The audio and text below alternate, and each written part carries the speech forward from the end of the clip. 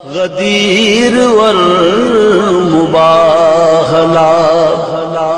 وہ نام دل سے مومنوں کو گدگدی سی ہوتی ہے، دل و دماغ و روح میں بھی تازگی سی ہوتی ہے، نجف مدینہ سامرا غدیر والمباہلہ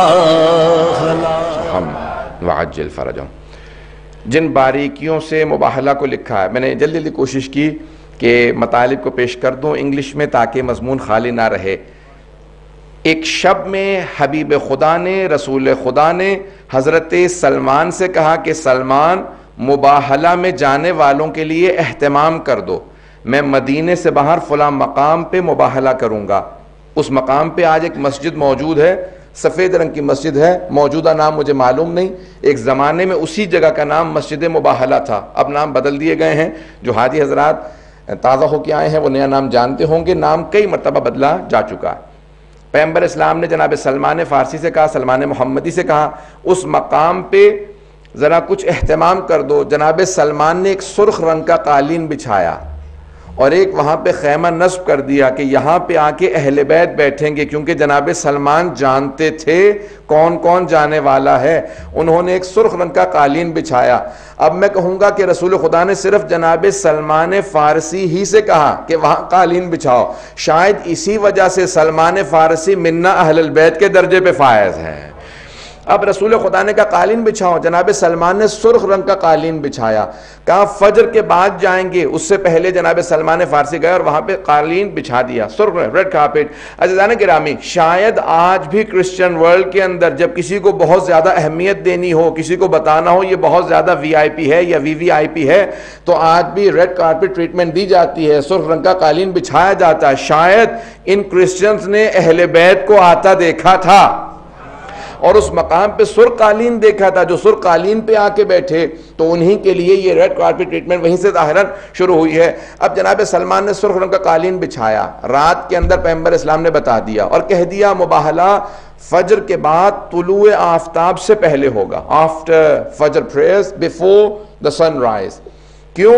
نہ یہ صبح کا وقت ہے نہ رات کا وقت ہے۔ یا رسول اللہ ایسا وقت کیوں چنا جو نہ صبح ہے نہ رات ہے؟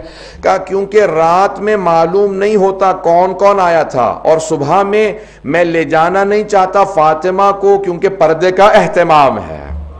اگر میں بات واضح کر پایا ہوں کہ اس اہتمام کے ساتھ لے کے جانا چاہتا ہوں، کیونکہ سیدہ جا رہی ہیں تو میں نہیں چاہتا کہ دن ہو، لیکن میں چاہتا ہوں کہ لوگ دیکھ لیں کہ کون کون آیا تھا۔ 5 آئے تھے، بس سب نے دور سے دیکھا۔ عزیزان گرامی دیکھیں، اب بحث ہے معرفت سے۔ جناب امیر علیہ السلام کہتے ہیں بولو اور پہچانے جاؤ، speak and you'll be known, recognition is through speech۔ 4 ان کے 8 بشپ تھے، اسقف اعظم جو عربی میں اصطلاحات دی گئی ہیں۔ عطیب البیان میں سید طیب الموسوی الجزائری نے اپنی تفسیر عطیب البیان میں لکھا، وہاں سے پیش کر رہا ہوں۔ کہا 4 ان کے جو ہیں اس وقت کے سب سے بڑے اسقف تھے، 8 بشپ انگلش میں آپ لوگ کہتے ہیں، جو سب سے بڑے ان کے پادری تھے۔ کہا وہ 4 افراد تھے، ان 4 نے دور سے دیکھنا شروع کیا، اور ان میں سے ایک کا نام عاقب تھا۔ اس نے کہا کہ اے عیسائیو، میں تم سب سے کہتا ہوں آنے والوں سے مباہلہ مت کرنا، میں وہ ہستیاں دیکھ رہا ہوں کہ اگر انہوں نے ہاتھوں کو بلند کیا اور پہاڑ کو اپنی جگہ سے ہلنے کے لیے کہا تو پہاڑ اپنی جگہ کو چھوڑ دے گا۔ چہرے ایسے ہیں۔ ابھی اہل بیت نے دعا نہیں کی، کلام نہیں کیا، صرف چہروں کو دیکھ کے عیسائی پہچان گئے تھے۔ تو ایک بات واضح ہو گیا، کوئی تعصب نہ رکھتا ہو، پریجڈس نہ ہو، ریسزم نہ رکھتا ہو، کسی بھی طرح کا ڈسکریمنیشن نہ کرتا ہو، تو اہل بیت کو دیکھ کے پہچان سکتا ہے، یہ عام نہیں ہے۔ پتہ نہیں بات کو پہنچا پا رہا ہوں کہ نہیں۔ جناب یوسف کو جب دیکھا تھا نا سارے مصر والوں نے، تو سب نے کہا تھا بل ہوا ملک کریم، یہ انسان نہیں بلکہ آسمان سے نازل ہوئی مخلوق معلوم ہوتا ہے۔ جناب یوسف کا فخر ہے رسول خدا۔ آج حبیب خدا آ رہے ہیں اپنی آب و تاب کے ساتھ. سب عیسائیوں نے ایک مرتبہ رخ رونق کو دیکھنے کے بعد کہا جو آ رہے ہیں اگر انہوں نے بد دعا کی تو قیامت تک کے لیے ایک عیسائی نظر نہیں آئے گا. اسی لیے ان سب نے فیصلہ کیا ہم مباہلہ نہیں کریں گے. اگر مباہلہ ہو گیا تو سارے عیسائی مسخ ہو جائیں گے. یہ ان کے الفاظ سے نجس جانوروں میں مسخ ہو جائیں گے. اب میں ممبر کے احترام میں نہیں کہہ رہا ہوں کہ انہوں نے کہا وہ نجس جانوروں کی شکل میں مسخ ہو جائیں گے. اگر کوئی ان کے مقابلے میں آ گیا تو عیسائی بھی سمجھتے ہیں کہ مسخ ہو جائیں گے. اب اگر کوئی اہل اسلام ہوتے ہوئے اہل بیت کو نہ پہچانے سمجھ لو عیسائیوں سے بدتر ہو جائے گا. خیال محمد ہیں, ان کی عظمت کیا ہے.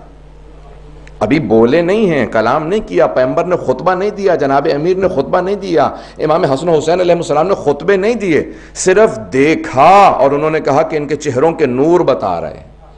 مورخین نے سب نے یہی لکھا نا 7 ہجری کا. عزیزان گرامی, جناب سید الشہداء 3-4 برس کے ہیں, لیکن سب نے یہی لکھا مباہلہ میں رسول خدا نے امام حسن کی انگلی پکڑ رکھی تھی اور امام حسین کو گود میں لے رکھا تھا.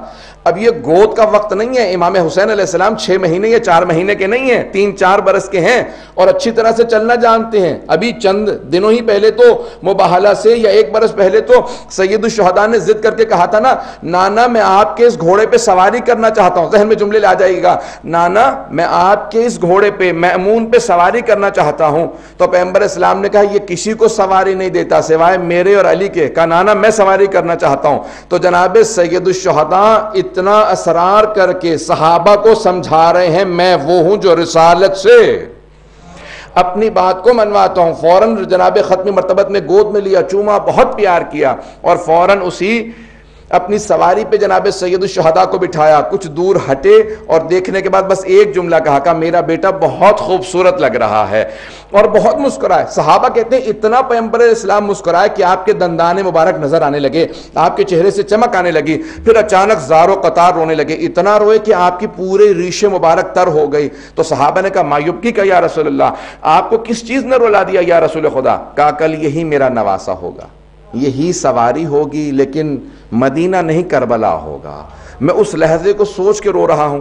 تو ابھی جناب سید الشہداء یعنی چلنے پھرنے کے مطابق اور سب چیز یعنی اتنے بچپنے میں نہیں ہے کہ آغوش میں ہوں, لیکن پیغمبر اسلام سارے ان عیسائیوں کو, مسلمانوں کو پیغام دے رہے ہیں جو رسالت جس کے ناز اٹھائے اسے حسین ابن علی کہتے ہیں, کیونکہ اسی مباہلہ کے فوراً بعد تاریخ محرم کی آئیں گی جہاں حسین قربانی دے کے پورے دین کی حفاظت کریں گے.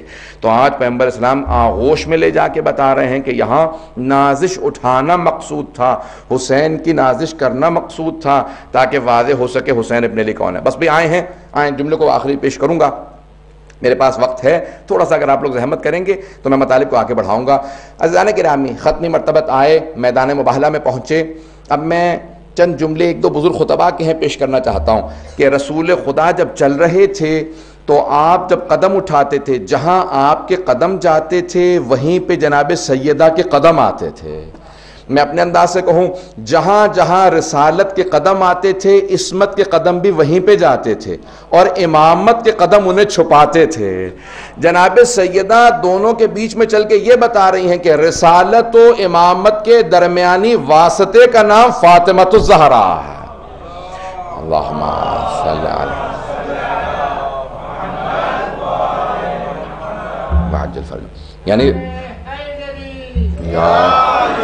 یعنی رسالت کے, جسے انگلش میں آپ لوگ کہتے ہیں مسنگ لنک, رسالت اور امامت کے اس واسطے کا, رابطے کا نام جناب فاطمۃ الزہرا ہے. عزیزان گرامی, مباہلہ ختم نبوت کی دلیل بھی ہے, ابتدائی امامت کی دلیل بھی ہے. دونوں چیزوں کی دلیل مباہلہ ہے. اور ایک مرتبہ ختمی مرتبت نے اپنے انداز سے وہاں پہ آنے کے بعد جب عیسائیوں کو دیکھا تو ان سب نے فوراً رسول خدا سے کہا ہم مباہلہ نہیں کرنا چاہتے, ہم مباہلہ نہیں کرنا چاہتے, ہمیں آپ کی شرائط منظور ہیں, اگر آپ جزیہ کہیں گے تو ہم جزیہ دیں گے, آپ کی حکومت میں ویسے رہیں گے جیسا آپ کہیں گے۔ عزیزان گرامی، یہ پہلی ایسی جنگ ہے کہ جہاں جنگ نہیں ہوئی، مباہلہ نہیں ہوا، تلوار کی ضرورت نہیں پڑی۔ میں بہت سوچا کرتا تھا رسول خدا بیٹی کو کیوں لے گئے؟ رسول خدا جنگ کے لیے نہیں بلکہ دعا کے لیے بیٹی کو لے کے گئے تھے، کیونکہ آج دعا کا مقابلہ تھا۔ جہاں تلوار کا مقابلہ ہوتا تھا جناب امیر کو سب سے آگے بھیجتے تھے، جہاں دعا کا مقابلہ آیا وہاں پہ جناب سیدہ کو سب سے آگے لے کے چلے، کہا کہ کیونکہ دعا کا مقابلہ ہے۔ جہاں سیدہ آمین کہہ دیں گی وہاں پہ اللہ سبحانہ و تعالی ویسا ہی رکھے گا جیسے سیدہ کہیں گی۔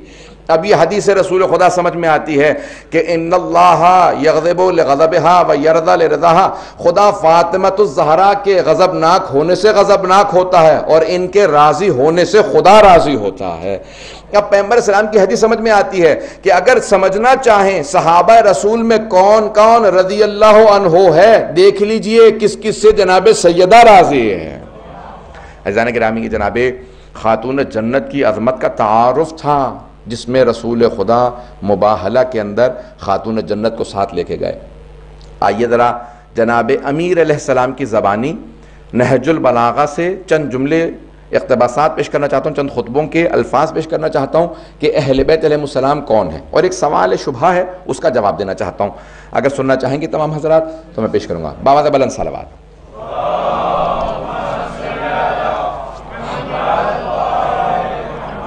وعجل فرجہ۔ اس سے پہلے کہ میں اس کو پیش کروں، بہت سے نوجوانوں نے ایک سوال بھی، ایک شبہ بھی ہے، کسی نے شبہ ڈالا ہے، یہ ایک سوال ہے نوجوانوں نے کیا، اس کو میں پیش کرنا چاہتا ہوں کہ اہل بیت علیہ السلام نے خود پیغمبر نے اور خود اہل بیت نے، جناب امیر علیہ السلام نے، امام حسن حسین نے اور بعد والے ائمہ نے بہت زیادہ اپنے فضائل بتائیں، اپنا تعارف کروایا، خود اپنی زبان سے اپنے فضائل بتائیں، یعنی بتایا کہ ہمارا مقام کیا، ہماری عظمت کیا ہے، ہم معصوم ہیں۔ اور جناب امیر کے جو خطبے کا اقتباس پیش کرنا چاہتا ہوں اس میں فرماتے ہیں کہ لا یقاس بآل محمد احد، کوئی کسی کا بھی اہل بیت آل محمد سے کوئی مقابلہ نہیں، امت محمدی ہو یا کوئی اور امت ہو، ان کا آل محمد سے کوئی مقابلہ نہیں، کسی کا کوئی بھی کمپیریسن ہی نہیں ہے رسول خدا اور ان کی آل سے۔ تو اب یہ اتنے جملے انہوں نے خود اپنی تعریف میں کہے ہیں، تو آیا اپنے منہ سے اپنی تعریف کرنا اچھی بات ہے؟ معاذ اللہ، یعنی آیا یہ اپنے منہ سے اپنی تعریف ہے؟ یہ شبہ میں اس کا جواب دینا چاہتا ہوں۔ اگر شبہ سمجھ میں آیا تو سوال کا جواب بھی سب کو سمجھ میں آئے گا۔ تو شبہ یہ ہے، کرٹیسزم یہ ہے کہ اہل بیت نے سینکڑوں نہیں ہزاروں احادیث اپنے فضائل میں بیان کیے ہیں خود، تو آیا یہ خود اپنی تعریف نہیں ہے اپنے منہ سے؟ کرنا چاہیے ایسا یا نہیں کرنا چاہیے؟ اب غور سے سنیے گا جواب کو۔ جناب امیر علیہ السلام نے 40 سے زیادہ مقامات پہ صرف نہج البلاغہ میں آل محمد کا ایسا تعارف کروایا ہے کہ اگر انسان صرف جناب امیر علیہ السلام کے ان الفاظ پہ غور کرے۔ میں چند جملے پیش کرنا چاہتا ہوں اور اس سوال کا جواب دینا چاہتا ہوں۔ سوال سب کو سمجھ میں آ گیا انشاءاللہ؟ تو اس کا جواب میں پیش کرنا چاہتا ہوں، اس پہ غور سے سنیے گا۔ مثال کے طور پہ جناب امیر علیہ السلام فرماتے ہیں کہ آل محمد کون ہے، تو فرماتے ہیں کہ جبال الدین، اللہ کے دین کے پہاڑ ہیں، ماؤنٹنز آف ریلیجن آف اللہ، اللہ کے دین کے پہاڑ ہیں، جبال الدین۔ اس جملے کو اگر تھوڑا سا تشریح کر دوں، قرآن نے کہا کہ والجبال اوتادا، وتد سے اوتاد، میخ، کیل، نیلز ہوتی ہیں، بلڈنگ کے اندر نیلز لگاتے ہیں جو اس کو ہولڈ کرتی ہے، تو قرآن کہتا ہے والجبال اوتادا، اس پوری زمین کو ہولڈ کرنے کے لیے اللہ قرآن میں کہتا ہے کہ اللہ نے پوری زمین پہ ماؤنٹنز بنائے ہیں، یہ کیلوں کی طرح سے ہیں، میخوں کی طرح سے ہیں، پینس کی نیلز کی طرح سے ہیں، جنہوں نے زمین کو ہولڈ کر رکھا ہے۔ اگر بات پہنچ رہی ہو، یہ پوری کی پوری زمین کو ان ماؤنٹنز نے، ان پہاڑوں نے ہولڈ کیا ہوا ہے۔ اللہ کہتا ہے میں نے اس پوری زمین کو خلق کیا اور پہاڑ لگا دیے ہیں تاکہ یہ پورا کا پورا بیلنس رہے۔ یہ پہاڑ پوری زمین کو بیلنس رکھتے ہیں، سمندروں کے اندر بھی پہاڑ ہیں۔ کہ تم سمجھ نہیں سکتے، میں خالق ہوں اس دنیا کا، مجھے معلوم ہے کس پہاڑ کو کہاں رکھنا چاہیے۔ والجبال اوتادا، اب یہ قرآن میں ہے والجبال اوتادا۔ اب امیر المومنین قرآن کی اس آیت سے استدلال کرتے ہوئے کہتے ہیں اہل بیت علیہ السلام کے جبال الدین، کہ اہل بیت علیہ السلام اللہ کے دین کے پہاڑ ہیں۔ جیسے زمین بغیر پہاڑوں کے تباہ ہو جائے، ویسے ہی دین پروردگار بغیر آل محمد کے تباہ ہو جائے۔ یہ آل محمد کی وجہ سے دین باقی ہے۔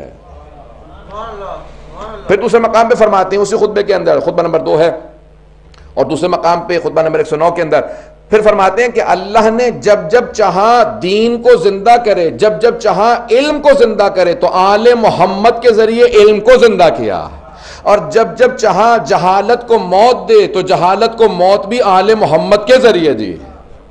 بہت بڑے جملے ہیں، اتنے فضائل پیش کیے ہیں، تو اتنے فضائل۔ اور دوسرے مقام پہ جب جناب امیر سے سوال کیا گیا، یا مثال کے طور پہ خطبہ خط ہے مولا کا، ایک خط ہے جو معاویہ ابن ابی سفیان کے نام پہ امیر المومنین نے لکھا، اس نے کہیں تقابل کیا کہ یا علی جنگ بند کر دیجئے، ہم اور آپ ایک جیسے ہیں، ہمارے خاندان بنی ہاشم بنو امیہ ملتے جلتے ہیں، تو آپ نے اس کو سخت ترین الفاظ میں لکھا ہے خط۔ اب میں اس کو پیش کر رہا ہوں، 2 جملے پیش کروں گا صرف اس کے، کیوں اتنے فضائل پیش کیے ہیں، میں اس کو سمجھانا چاہ رہا ہوں نوجوانوں کی خاطر خاص طور سے۔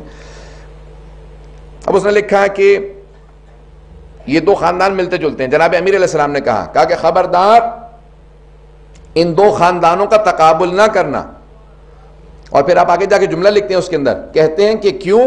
اس لیے کہ لیس الحرب، کیونکہ ان کے جو بڑے تھے ان لوگوں کے بنو امیہ کے حرب، ابو سفیان کا باپ، کہا کہ حرب ابو طالب جیسے نہیں ہیں، امیہ ہاشم جیسا نہیں ہے، من النبی و منکم المکذب، ہم وہ ہیں جن کے خاندان سے نبی ہیں، تم وہ ہو جن کے خاندان سے نبی کو جھٹلانے والا، اگر بات واضح ہو رہی ہو۔ کہ منا اسد اللہ و اسد رسول اللہ، اور اللہ کے رسول کا شیر ہم میں ہے، ومنکم اسد الاحلاف، تم میں جھوٹی قسمیں کھانے والوں کا شیر ہے۔ پھر دوسرے مقام میں فرماتے ہیں کہ منا سیدۃ نساء العالمین، پوری کائنات کی ملکہ فاطمہ الزہرا ہم میں سے ہیں، ومنکم حمالۃ الحطب، وہ جو اس کی پھوپھی تھی ام جمیل، کہا کہ اور حمالۃ الحطب تم میں سے ہے۔ تو مولا نے بے انتہا اس کے اندر فضائل اہل بیت پیش کیے، اور ایک جملہ آخری پیش کر دوں کہ منا سیدہ شباب اہل الجنہ، ہم وہ ہیں جن کے خاندان سے جوانان جنت کے سردار حسن و حسین ہیں، ومنکم صبیۃ النار، اور تم میں جہنم کے بچے، یہ یزید کی طرف اشارہ ہے۔ عزیزان گرامی، اتنے فضائل اہل بیت نے پیش کیے۔ یا کسی نے پوچھا کہ یا علی آپ افضل ہیں یا جناب آدم افضل تھے، تو آپ نے کہا کہ میں، یہ اتنے فضائل کیوں پیش کیے؟ آیا معاذ اللہ یہ ایروگنس ہے، معاذ اللہ استغفر اللہ ربی واتوب الیہ، یا کیوں فضائل پیش کیے؟ یہ شبہہ بعض اوقات ایجاد کیا جاتا ہے، آئیے اس کا جواب دینا چاہتا ہوں۔ جواب بہت سے ہو سکتے ہیں، میں صرف 2 جواب پیش کروں گا، اور انشاءاللہ سب کی توجہ اپنے ساتھ چاہوں گا، توجہ لوگوں کی میرے ساتھ ہے۔ اب آئیں ذرا 2 جواب پیش کرنا چاہتا ہوں۔ ایک خود فرمان معصوم سے پوچھا یا علی آپ افضل ہیں یا آدم، تو آپ نے فوراً کہا تزکیۃ المرء لنفسہ قبیح، ایک مرد کا اپنے منہ سے اپنی تعریف کرنا قبیح شمار ہوتا ہے، برائی شمار ہوتا ہے، اچھی بات نہیں ہے۔ لیکن قرآن کہتا ہے کہ وَأَمَّا بِنِعْمَةِ رَبِّكَ فَحَدِّثْ، اے میرے حبیب اللہ نے جتنی نعمتیں آپ کو دی ہیں ان سب کا تذکرہ کیجئے، کہ اس لیے نہیں کہہ رہا کہ کیونکہ میں اپنے تکبر کا اظہار کر رہا ہوں، بلکہ یہ اللہ کی ہم پہ نعمت ہے، اس نے ہمیں ایسا بنایا۔ اگر بات واضح ہو گئی ہو تو کہا اس لیے نہیں کہ ہم کبر کر رہے ہیں، تکبر، بلکہ اس لیے کہ اللہ کی یہ ہم پہ نعمت ہے۔ عزیزان گرامی، معصوم و غیر معصوم میں فرق یہی ہوتا ہے، اگر غیر معصوم کے پاس کوئی چیز آ جائے تو وہ اس پہ فخر کرنے لگتا ہے، معصوم اپنے تعارف کے لیے ان چیزوں کو پیش کرتے ہیں۔ اگر بات واضح ہوئی ہو، ایک ان پہ یہ اللہ کی نعمت ہے کہ اللہ نے ان کو اتنے فضائل دیے۔ دوسرے علماء کہتے ہیں کہ بے انتہا لوگ بعض اوقات روز قیامت شکوہ کریں گے کہ ہم آل محمد کو پہچان نہیں سکے، تو وہ خود اپنی زندگی میں ہمیشہ کبھی کسی کو مہلت نہیں دیتے تھے کہ روز قیامت تم یہ نہ کہنا ہم پہچانتے نہیں تھے، وہ خود اپنا تعارف کروا کے بتاتے تھے، پہچان لو میں علی ہوں، میرے علم کا مقام یہ ہے، میری شجاعت کا مقام یہ ہے، قرآن میں کون کون سی آیات میرے لیے آئی ہیں، جناب سیدہ کا مقام کیا، حسن حسین کا، یہ تعارف کروا کے کسی کو مہلت نہیں دیتے تھے کہ روز قیامت کوئی خدا کی بارگاہ میں کہے انہوں نے تعارف ہی نہیں کروایا کہ ہم پہچان پاتے ان کا مقام کیا ہے، کہ انہوں نے اپنا تعارف کروایا، مسلسل تعارف کروایا۔ جناب سید الشہداء سب 72 شہید ہو چکے ہیں، آپ کے اصحاب شہید ہو چکے، بھائی شہید ہو چکے، بیٹے شہید ہو چکے، اس کے باوجود ایک مرتبہ، آخری مرتبہ اتمام حجت کی خاطر کہہ رہے ہیں تم روز قیامت خدا کی بارگاہ میں شکوہ نہیں کر سکتے میں نے تعارف نہیں کروایا تھا، میرے سر پہ میرے جد رسول خدا کا امامہ ہے، یہ سواری رسول خدا کی ہے، یہ آبا قبا رسول خدا کی ہے۔ سارا مجمع رونے لگا۔ پھر آپ نے پھر کہا تم عنقریب پھر بھی مجھے مار دو گے، میں نے تعارف کروا دیا ہے تاکہ تم میں سے کوئی یہ کہنے لائق نہ رہے کہ ہم جانتے نہیں تھے حسین ابن علی کون ہے۔ تم جانتے ہو، اب اگر تم مجھے پھر بھی مارتے ہو پھر تم گنہگار ہو، گناہ کبیرہ کے مرتکب ہو، اور مجھے اپنے سے زیادہ تم پہ ترس آ رہا ہے، کیونکہ میں تو موت سے ڈرتا نہیں ہوں، میرے لیے آخرت میں جنت ہی جنت ہے، میں تم پہ اس لیے ترس کھا رہا ہوں۔ اور یہ جملہ کہا نا کہ میں دور جانا چاہتا ہوں، میں دور چلا جاؤں گا، میں ہند چلا جاؤں گا، لفظ موجود ہیں، میں دور چلا جاؤں گا، کیونکہ میں نہیں چاہتا کہ امت محمدی میں وہ مسائل آئیں جو قتل حسین کی وجہ سے ان کے ہاتھ جب آلودہ ہو جائیں گے تو اللہ کن کن چیزوں میں انہیں مبتلا کر دے گا۔ اور ہوا، وہی سب کچھ ہوا، ان سب کے سامنے آیا کہ انہوں نے اتنا بڑا، جب وہ اتنے بڑے گناہ کے مرتکب ہو گئے۔ عزیزان گرامی، اہل بیت اپنا تعارف کرواتے رہے، مسلسل تعارف کروایا، آل محمد نے تعارف کروایا۔ میں ایک صرف پہلو کو پیش کرنا چاہتا ہوں، میرے پاس 5-6 منٹ 7 منٹ ہیں، اس کے بعد اندر ہی بات کو مکمل کروں گا۔ صرف ایک فضائل کے اور پھر چند جملے مصائب کے، کیونکہ یہ آخری جشن ہے تو چند جملے میں صرف پیش کروں گا آخر میں۔ جانتا ہوں جشن ہے، مصائب کے نہیں، لیکن کیونکہ محرم قریب ہے اس لیے 2 جملے پیش کروں گا آخر میں دعا کے لیے۔ جناب امیر سے سوال کیا کہ مولا اتنی آیات آپ کی شان میں نازل ہوئی ہیں، اتنی احادیث پیغمبر اسلام نے کہی ہیں، مسجد کوفہ میں جناب امیر علیہ السلام خطبہ دے رہے ہیں اور ایک آدمی بیچ میں کھڑا ہو جاتا ہے اور کہتا ہے یا علی اتنی آیات آپ کی شان میں نازل ہوئی ہیں، آپ کو اپنی شان میں نازل ہونے والی کون سی آیت سب سے زیادہ پسند ہے؟ اگر میں بات پہنچا پاؤں، میں اگر آپ میں سے بھی کسی سے پوچھوں نا کہ آپ کو اپنی کون سی خوبی زیادہ اچھی لگتی ہے، کون سا کیریکٹرسٹک زیادہ اچھا لگتا ہے، تو آپ بھی 5-10 منٹ تو لے لیں گے سوچنے میں کہ اتنی خوبیاں ہیں، کون سی خوبی زیادہ اچھی ہے۔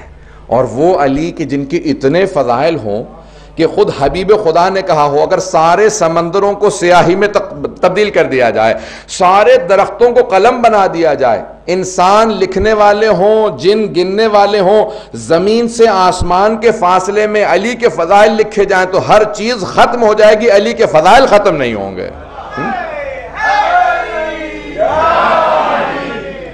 جن امیر المومنین کے اتنے فضائل ہوں کہ پیغمبر اسلام نے فرمایا کہ ہر چیز ختم ہو جائے گی، علی کے فضائل ختم نہیں ہوں گے۔ کسی آدمی نے پوچھ لیا کہ یا علی آپ کو اپنے سے متعلق کون سی آیت سب سے زیادہ پسند ہے؟ آپ نے یہ نہیں کہا کہ کل تک کی مہلت دے دو، 500 آیات ہیں، 1000 آیات ہیں، ایک مرتبہ پھر ریوائز کر کے دیکھ لو کون کون سی آیت میری شان میں آئی ہے، اتنی آیات ہیں، اتنے سورے ہیں، اتنی 1000 احادیث ہیں۔ آپ نے نہیں کہا مہلت دو، سوچوں ذرا ایک مرتبہ دوبارہ ریوائز کر لوں، اسی لحظے آپ نے فوراً جواب دیا کہ قرآن کی تمام آیات جو اللہ نے میری شان میں نازل کی ہیں مجھے یہ ایک آیت سب سے زیادہ پسند ہے۔ سورہ رات کی آخری آیت ہے، آیت نمبر 43 ہے، 43ویں آیت، کہا کہ اللہ سبحانہ و تعالیٰ نے اپنے حبیب سے کہا کہ اے حبیب کہہ دیجئے ان تمام کے تمام مشرکین سے، ان تمام کے تمام کفار سے کہہ دیجئے کہ جتنے بھی کہتے ہیں وَيَقُولُ الَّذِينَ كَفَرُوا لَسْتَ مُرْسَلًا، یہ جو کافر ہیں کہتے ہیں کہ آپ رسول نہیں ہیں، قُلْ كَفَى بِاللَّهِ شَهِيدًا بَيْنِي وَبَيْنَكُمْ وَمَنْ عِنْدَهُ عِلْمُ الْكِتَابِ، اے میرے حبیب ان سے کہہ دیجئے کہ اے کفار تمہارے اور میرے درمیان میں صرف 2 گواہ کافی ہیں، ایک اللہ گواہ کے طور پہ کافی ہے، دوسرا وہ جس کے پاس پوری کتاب کا علم ہے، جس کے پاس پوری کتاب کا علم ہے۔ تو جناب امیر کہتے ہیں کہ مجھے سب سے زیادہ یہ آیت پسند ہے۔ پوچھنے والے نے پوچھا مولا یہی آیت سب سے زیادہ پسند کیوں ہے؟ کہا کیونکہ اللہ سبحانہ و تعالیٰ نے رسول خدا کے جب 2 گواہ شمار کیے تو اپنے نام کے ساتھ میرا نام رکھا۔ اللہ سبحانہ و تعالیٰ نے اپنے نام کے ساتھ رسول خدا کے گواہوں میں میرا نام رکھا، اللہ کے نام کے ساتھ میرا نام آیا، مجھے یہ آیت بہت زیادہ پسند ہے کہ خالق نے اتنی بڑی نعمت عطا کی کہ اپنے نام کے ساتھ میرا نام رکھا۔ عزیزان گرامی، اتنے فضائل آل محمد کے، یہ اپنا تعارف کرواتے رہے مسلسل کہ پہچان لو، معرفت حاصل کرو، تاکہ قیامت کے دن کوئی یہ نہ کہے کہ میں محروم تھا، پہچان نہیں سکا، میں پہچان نہیں سکا۔ اسی لیے روایت کے الفاظ ہیں جب صاحب زمانہ اسلامی ظہور کریں گے نا تو لوگ دیکھنے کے بعد شبہ نہیں کریں گے، شک نہیں کریں گے یہ کون ہیں، ہم انہیں جانتے تھے نہیں جانتے تھے۔ یہاں تک کہ بہت سے مسلمان محروم رہیں گے، بہت سے کفار دیکھنے کے بعد ان پہ ایمان لے آئیں گے، بہت سے کفار ایمان لے آئیں گے۔ پوچھا جائے گا کیوں؟ کہ ان کا چہرہ بتا رہا ہے یہ خدا کا کوئی زندہ معجزہ ہے۔ عزیزان گرامی، کبھی اپنے ذہن میں یہ بہت سے نوجوان کہتے ہیں ہم پہچانیں گے کیسے، کوئی جھوٹا دعویٰ کرے گا۔ عزیزان گرامی، جھوٹا دعویٰ کرنے والا بڑا واضح سا آدمی ہوتا ہے، اور جو مہدی برحق ہو، جو خداوند متعال کی حجت ہو، ممکن ہی نہیں ہے کہ آپ اور میں نہ پہچانے۔ ممکن ہی نہیں ہے. بات پہچاننا نہیں ہوگی، بات ہے اطاعت کی. جب پہچان لیں تو پھر اسی راستے پہ چلیں جس پہ امام علیہ السلام کا ہے. عزیزان گرامی، پنجتن کا تعارف پیغمبر اسلام نے متعدد مرتبہ کروایا. کبھی جناب امیر کا بازو تھاما اور کہا کہ من کنت مولا فہذا علی مولا. اور اسی انداز سے جناب سیدہ کا بھی تعارف کروایا. صحابیات کا مجمع، ساری خواتین بیٹھی ہیں اور ایک ام المومنین راویہ وہ کہتی ہیں کہ میں نے خود دیکھا پیغمبر اسلام نے بازو تھام کے کہا ہذہ فاطمہ. میرے فوراً ذہن میں غدیر کا میدان آیا کہ وہاں علی کا تعارف کروایا تھا، وہ ولی اللہ ہے، یہ ولیت اللہ ہے. فاطمہ امام نہیں ہے، نبی نہیں ہے. وقت تمام ہو چکا ہے. عزیزان گرامی، یہ آخری محرم سے پہلے خوشی ہوتی ہے، پھر 2 مہینے 2.25 مہینے آپ لوگ غم کے مناتے ہیں. جب یہ آخری خوشی کا لحظہ آتا ہے نا تو میری عجیب و غریب کیفیت سی ہونے لگتی ہے کہ پروردگارہ اب ہم میں سے کون کون آئندہ خوشی کے لیے 2-2.5 مہینے بعد ہو، کون نہ ہو. اور جب آخری خوشی ہوتی ہے نا تو یہ خوشی جسے ہم لوگ عید کہتے ہیں، عید میلاد النبی، عید غدیر ہے، عید الفطر ہے، عید الاضحیٰ ہے، عید دہو الارض ہے، عید نیمہ شعبان ہے، اور یہ عید مباہلہ. تو یہ آخری عید پہ سب عیدی مانگتے ہیں. تو ہم بھی خدا کی بارگاہ میں کہتے ہیں پروردگارہ ہمیں عیدی عنایت فرما، ہمیں ہمارے امام کی زیارت نصیب فرما.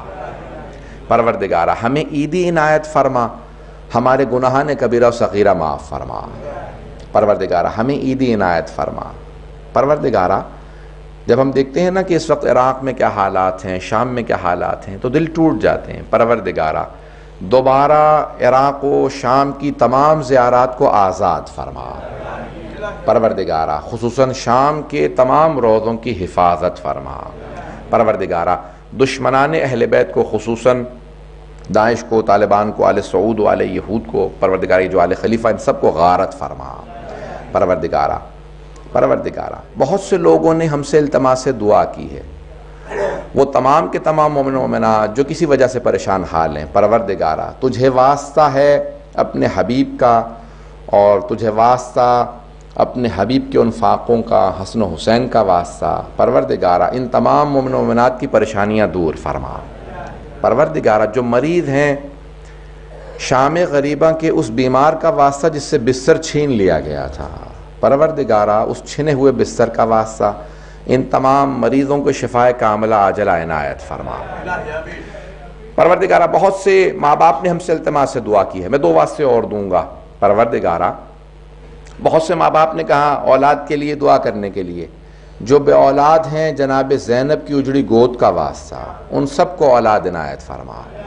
پروردگارہ جو اولاد والے ہیں ان کی اولاد کو نیک و صالح بنا. پروردگارہ جتنے بھی والدین نے اپنی اولاد کے لیے، خصوصاً ماں باپ نے اپنی بچیوں کے رشتوں کے لیے کہا ہے، پروردگارہ واسطہ اس چہرے کا جس پہ تماچے لگے تھے، کسی کی دعا کو رد نہ فرما. آج جو ہاتھ بلند ہے کسی کو نا امید نہ لوٹا. پروردگارہ آنے والے ایام محرم کے ایام ہیں، اگلے ہفتے سے مجالس پوری دنیا میں شروع ہو جائیں گی. پروردگارہ عزاداروں کی عزاداری کی حفاظت فرما. پروردگارہ امام زمانہ کو 2 باتوں کا بڑا صدمہ ہے، ایک اپنی دادی کے دربار میں جانے کا، اور دوسرے اپنی پھپھی کے بازار میں جانے کا. آئیں ذرا مل کے کہیں. بڑے بڑے بزرگ علماء نے بتایا ہے کہ جب ملاقات ہوئی نا کسی کی امام زمانہ سے تو کہا کہ مولا آپ کے شیعوں کے لیے کوئی پیغام ہے؟ تو امام زمانہ نے کہا میرے شیعوں سے بس ایک پیغام کہہ دینا کہ جب بھی میرے ظہور کی دعا مانگیں تو میری پھپھی زینب کا واسطہ دیں. خدا میری پھپھی کا واسطہ کبھی رد نہیں کرتا. پروردگارہ واسطہ لائے ہیں جناب زینب کبریٰ کا. پروردگارہ ہماری گنہگار آنکھوں کو امام زمانہ کی زیارت نصیب فرما. پروردگار ہم بہت گنہگار ہیں لیکن تیری بارگاہ کے اندر آئے ہیں اور حسین ابن علی کا واسطہ لائے ہیں، وہ واسطہ جو تو کبھی رد نہیں کرتا. 8ویں امام کہتے ہیں نا نحن کلنا سفن النجات، ہم سب کے سب سفینہ نجات ہیں، نجات کی کشتیاں ہیں، آرکس آف سیلیویشن. ولیکن سفینۃ جدنا الحسین اسرع، لیکن ہمارے جد حسین کی کشتی سب سے زیادہ تیز کشتی ہے. پروردگارہ یہ اگلا ہفتہ جو آ رہا ہے، اگلا مہینہ امام حسین کا مہینہ، حسین ابن علی کی عظمتوں کا واسطہ ہمیں زندگی میں اہل بیت کی زیارات نصیب فرما، آخرت میں ان کی شفاعت نصیب فرما.